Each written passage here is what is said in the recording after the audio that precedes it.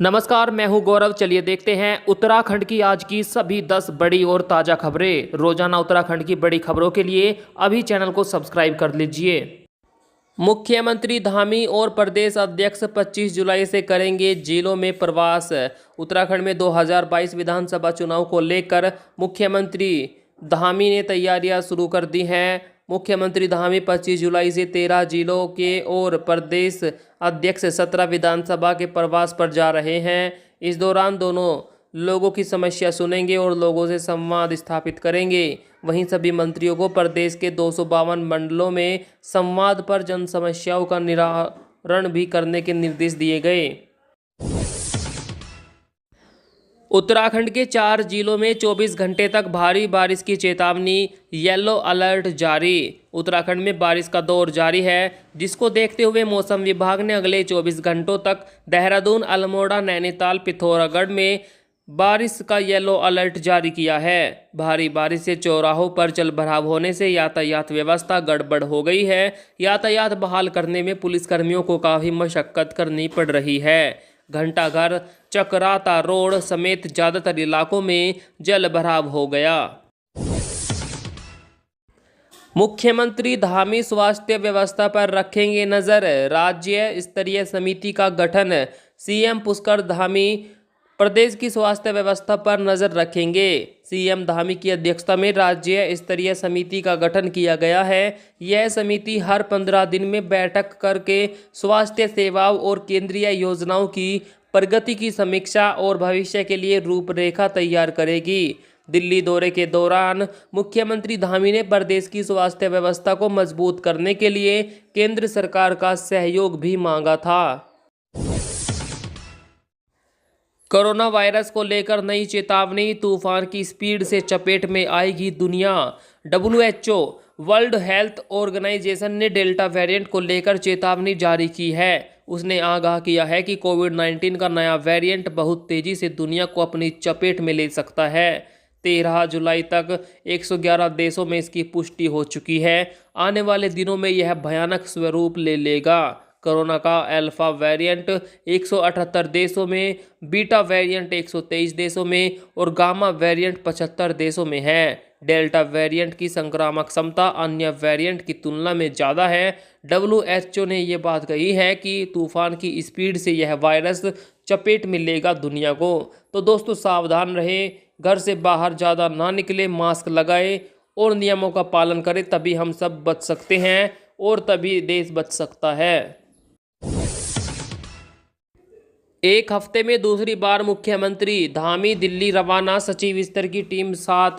CM Pushkar Singh Dhami CM पद संभालने के बाद दूसरी बार दिल्ली रवाना हो गए हैं। इस बार उनके साथ सचिव स्तर के अधिकारियों की एक टीम भी दिल्ली गई है। यह अधिकारियों की टीम दिल्ली में केंद्रीय मंत्रियों से विभिन्न योजनाओं पर चर्चा करेगी। मुख्यमंत्री कल केंद्रीय मंत्रियों से मिलकर विभिन्न योजनाओं और विकास कार्यों को लेकर चर्चा कर सकते हैं। एक हफ्ते में मुख्यमंत्री का यह दूसरा दिल्ली दौरा है। कोरोना के चलते मसूरी और नैनीताल से वापस भेजे 8000 से ज़्यादा पर्यटक। प्रदेश में कोरोना संक्रमण के नियंत्रण को देखते हुए पुलिस ने नैनीताल और मसूरी घूमने आए 8000 पर्यटकों को वापस भेज दिया है। यह कार्रवाई पर्यटन स्थलों में आने वाले लोगों की संख्या को नियंत्रित करने के लिए की गई। सरकारी आंकड़ों के अनुसार पिछले हफ्ते इन दोनों जगहों पर 50,000 से अधिक पर्यटक आए थे।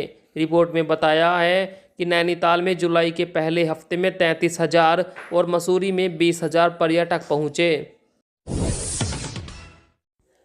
उत्तराखंड लगाएगा उत्तर प्रदेश बॉर्डर पर फोर्स, मुख्यमंत्री बोले थे नहीं रुकेगी कांवड़ यात्रा। कांवड़ यात्रा के मुद्दे पर उत्तर प्रदेश और उत्तराखंड आमने सामने आ गए हैं। उत्तराखंड कांवड़ियों को रोकने के लिए यूपी बॉर्डर पर फोर्स तैनात करेगा। आपको बता दें, दिल्ली से भी यूपी बॉर्डर के द्वारा बहुत सारे लोग वहां जाते हैं उत्तराखंड में कांवड़ यात्रा पर। उनके लिए भी काम की खबर है। उत्तराखंड DGP अशोक कुमार ने कहा कि किसी भी हाल में कांवड़ यात्रियों को उत्तराखंड के अंदर प्रवेश नहीं करने दिया जाएगा। यूपी में सीएम योगी ने कांवड़ यात्रा की अनुमति दी है, जबकि यात्रा की मेजबानी करने वाले पड़ोसी राज्य के मुख्यमंत्री पुष्कर सिंह धामी ने इस साल यात्रा पर पाबंदी लगा दी है। तो दोस्तों बीजेपी के ही दो मुख्यमंत्री आपस में भिड़ रहे हैं। आप देख सकते हैं ये क्या हो रहा है। पुष्कर सिंह धामी भी बीजेपी के मुख्यमंत्री हैं, मुख्यमंत्री योगी आदित्यनाथ भी बीजेपी के हैं, लेकिन आपस में ही नहीं बन रही है। पुष्कर सिंह धामी कह रहे हैं कि हम कांवड़ यात्रियों को नहीं घुसने देंगे और योगी आदित्यनाथ कह रहे हैं कि कांवड़ यात्रा पर जाओ। आम आदमी पर महंगाई की एक और मार, ट्रांसपोर्टर्स बढ़ाएंगे 20% भाड़ा। एक तरफ जहां कोरोना महामारी की वजह से बढ़ती बेरोजगारी ने लोगों का जीना मुश्किल किया हुआ है, वहीं बढ़ती महंगाई ने भी आम आदमी की कमर तोड़ कर रख दी है। एक खबर आ रही है कि ट्रांसपोर्टर्स माल ढुलाई की कीमतों में 20% की बढ़ोतरी करेंगे। ऐसे में अगर ट्रांसपोर्टर्स माल ढुलाई की कीमतों में इजाफा करते हैं तो सब्जी फल जैसी कई जरूरी चीज़ों की कीमतों में भारी इजाफा होगा। वैक्सीन की कमी को लेकर राहुल गांधी का तंज, जुमले हैं वैक्सीन नहीं। कोरोना वैक्सीन की कमी को लेकर राहुल गांधी ने एक बार फिर बीजेपी सरकार पर तंज कसा है। उन्होंने ट्वीट करके कहा कि जुमले है, वैक्सीन नहीं है। एक खबर का स्क्रीनशॉट भी शेयर किया जिसके मुताबिक दिल्ली समेत कई राज्यों में वैक्सीन की कमी से टीकाकरण पर काफ़ी असर हुआ है। दिल्ली में कई टीकाकरण केंद्र बंद है, वहीं मध्य प्रदेश में भी वैक्सीन की कमी है। इसके पहले भी लिखा था मंत्रियों की संख्या बढ़ी है, वैक्सीन की नहीं। उत्तराखंड ने रचा इतिहास, ऐसा पहला शहर बना श्रीनगर।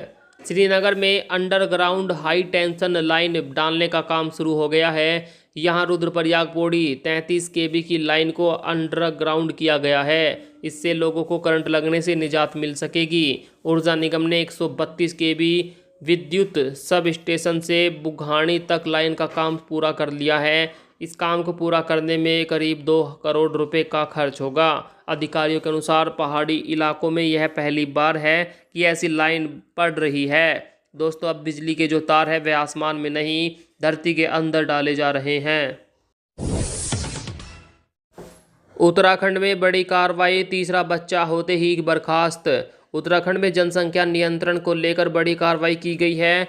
लक्सर नगर पालिका ने सभासद नीता पांचाल की सदस्यता तीसरा बच्चा होने के चलते समाप्त कर दी है। इस संबंध में शहरी विकास सचिव शैलेंद्र बगोरी ने आदेश जारी कर दिए।